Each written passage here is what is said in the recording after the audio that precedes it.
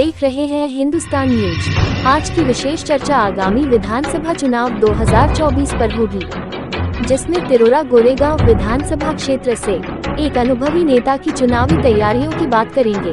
हम बात कर रहे हैं भारतीय जनता पार्टी बीजेपी के पूर्व विधायक हेमंत पटले की, जिन्होंने 2004 से 2009 तक इस क्षेत्र का प्रतिनिधित्व किया था। हेमंत पटले, जो गोरेगांव के निवासी हैं और बीजेपी के पूर्व जिला अध्यक्ष भी रह चुके हैं, ने हमेशा गोरेगांव की जनता के लिए 24 घंटे काम किया है। इस बार वे फिर से चुनावी मैदान में उतरने की इच्छा जता रहे हैं। हेमंत पटले का कहना है कि अगर उनकी पार्टी उन्हें एक बार फिर से मौका देती है, तो वे निश्चित रूप से जीत हासिल करेंगे और अपने क्षेत्र के लोगों के लिए अधिक से अधिक काम करेंगे। आइए सुनते हैं हेमंत पटले जी का बयान। मी 2004 पासून 2009 पर्यंत भारतीय जनता पक्षाच्या वतीने गोरेगाव विधानसभेचा मी नेतृत्व केला, आमदार झालो।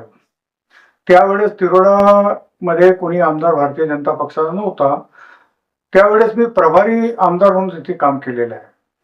त्यानंतर 2009 मध्ये मी उमेदवारी मागितली होती, पण काही लोक आपले पक्ष सोडून पुन्हा पक्षात आले होते, पण त्यांचं पुनर्वसन करायचे आहे म्हणून वरिष्ठांनी त्यांना उमेदवारी दिली। त्यांनाही निवडणुकीमध्ये जिंकण्याचे काम आपण केला आणि पक्षाने सांगितलं की आता हेमंतजी, आता तुम्हाला संघटनेच्या दृष्टिकोनातून काम करण्याची गरज आहे, म्हणून तुम्हाला आम्ही जिल्ह्याचे आदेश करतो आणि तुम्ही संघटनेच्या दृष्टीने काम करा।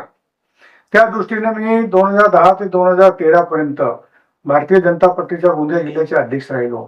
त्यानंतर प्रदेशामध्ये मी सचिव म्हणून काम केला आणि पुनश्च 2018 मध्ये 17 मध्ये तर 21 पर्यंत पुन्हा भारतीय जनता पार्टीचा अध्यक्ष म्हणून मी काम केलं आणि मग मला महाराष्ट्र प्रदेशाचा उपाध्यक्ष केलेला आहे।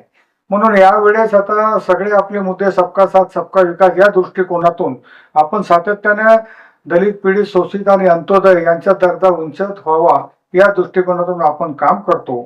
म्हणून आपल्याला यावेळेस संधी मिळाली पाहिजे, या दृष्टिकोनातून आपण चांगलं काम करू अशी आमची एक अपेक्षा आहे। सर, आपण एकंदर बघितलं तर आपल्याला आपल्या जे मतदारसंघ आहेत त्यातला एक दांडगा अनुभव आहे। सर, आपल्याला पूर्ण माहिती आहे, आपण अभ्यासवृत्तीचे आहात आणि आपण आपला सतत जनसंपर्क पण राहतात। मला सांगा, आताची जी वेळ आहे, एक चुरशीची लढत आहे या मतदारसंघामध्ये, आपल्या पक्षातर्फे बरीचशी स्पर्धा आहे, तर मला सांगा, होऊ शकतं पुढे पक्षांतर्गत काही वाद पण होऊ शकतं, काही गडबाजी पण होऊ शकतं, तुम्ही त्याला कसे निकाली लावणार त्याबद्दल सांगा। तिरोडा गोरेगाव विधानसभा क्षेत्र असं एक क्षेत्र आहे आणि गोंदिया जिल्हाही असं एक क्षेत्र आहे की याच्यामध्ये उमेदवारी मागताना अनेक उमेदवार आपल्या भारतीय जनता पक्षाने तयार केलेले आहेत। उमेदवार मागताना अनेक लोक उमेदवारी घेतात, मागतात, पण ज्याला उमेदवारी मिळाली त्याच्यासाठी सगळे काम करतात।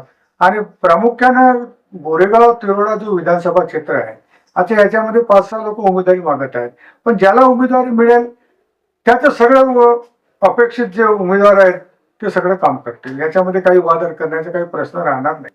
सर, दोन विषय, एक विषय असा आहे की आता लोकसभा निवडणुकीनंतर जे पार्श्वभूमी होती लोकसभेची, त्यात महायुतीला कुठेतरी पराजयाचा सामना करावा लागला काही कॉन्स्टिट्युन्सीमध्ये।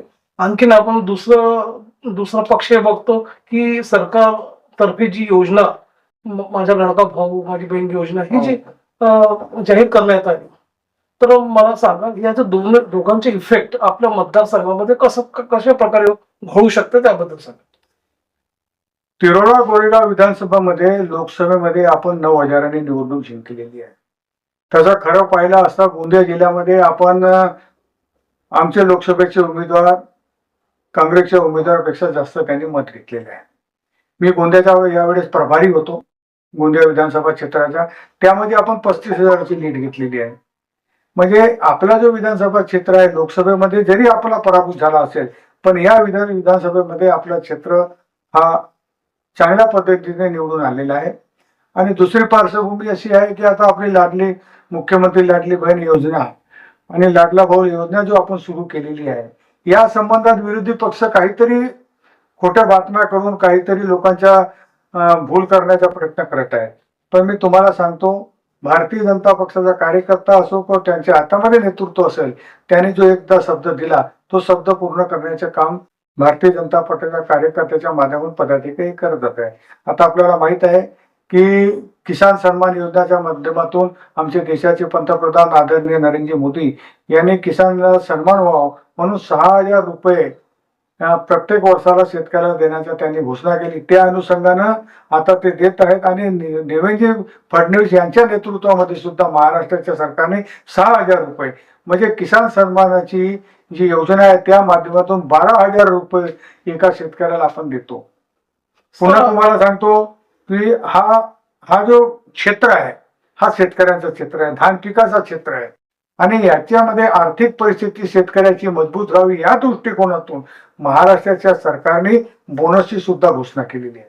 बोनसची तर रेग्युलर बोनस देत आहे म्हणजे आपण जो घोषणा करतो ते पूर्ण पाडण्याचे काम करतो, याच्यामध्ये कुठेही तफावत राहत नाही. सर, कुठेतरी शेतकरी संतप्त आहे, त्याची भावना पुष्कळ तो निराश आहे, कारण की काही जीएसटी मध्ये वाढ झालेला आहे, आपल्या यंत्रसामुग्रीमध्ये कीटनाशक खरेदीमध्ये पण वाढ झालेली आहे, आणखीन आत्महत्या वाढलेली आहे, त्यांच्या शेतमालाला काही हमीभाव मिळत नाही, सरसकट कर्जमाफी होत नाही, असे बरेचसे प्रश्न आहेत जे प्रलंबित आहे. त्याला आपण कशा प्रकारे मार्गी लावणार जर आपल्याला तिकीट मिळाली तर?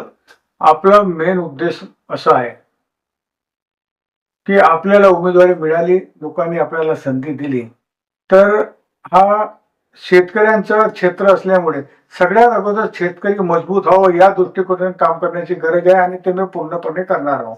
सर्वप्रथम त्यांच्या शेतीला सिंचनाची व्यवस्था जर आपण केली तर आपला शेतकरी इथला मजबूत होईल आणि त्या दृष्टीपासून सरकारने सुद्धा आपल्याला मदत करते आहे. आज आपल्याकडे दुष्काळ पडला, दुष्काळीचे पैसे मिळाले, आता नुकसानीचे पैसे सुद्धा आपण शेतकऱ्याला देतो, हमी भावामध्येही आपली वाढ झालेली आहे. हे जरूर आहे की या मिश्र खतामध्ये थोडे रेट वाढलेले आहे, पण त्या अनुषंगाने आपण यावेळेस पैसे त्यांना जास्त दिलेले आहे. 40,000 रुपये एका शेतकऱ्याला 2 हेक्टरवर. त्या अवकाळी पावसामुळे जे शेतमालाचं जे नुकसान झालं त्याला भरपाई अद्याप मिळाली नाही, त्यावर आपण काय बोलणार? सर्वे चालू आहे. महाराष्ट्र सरकारने कलेक्टर महोदयांना सूचना दिलेली आहे की सगळ्यांचा सर्वे करा आणि त्या दृष्टिकोनाने तहसीलदार सर्वे करत आहेत आणि सर्व रिपोर्ट देण्यावर ते दुष्काळाची भरपाई त्यांना मिळणार आहे, ते 100% मिळणार आहे. भाजपा पक्षातर्फे आपण दावेदार आहात, बरेचसे गाव आपण पिंजून काढलेले आहे, भेटीगाठी सुरू आहे, मेळावे सुरू आहे, बैठका सुरू आहे. तर मला सांगा कशा प्रकारचे ते वातावरण निर्मित होत आहे भारतीय जनता पार्टीसाठी, त्याबद्दल सांगा. आमच्या विधानसभा क्षेत्रामध्ये भारतीय जनता पार्टीचा उमेदवार निवडून यावा याकरता सगळे कार्यकर्ता सज्ज आहेत.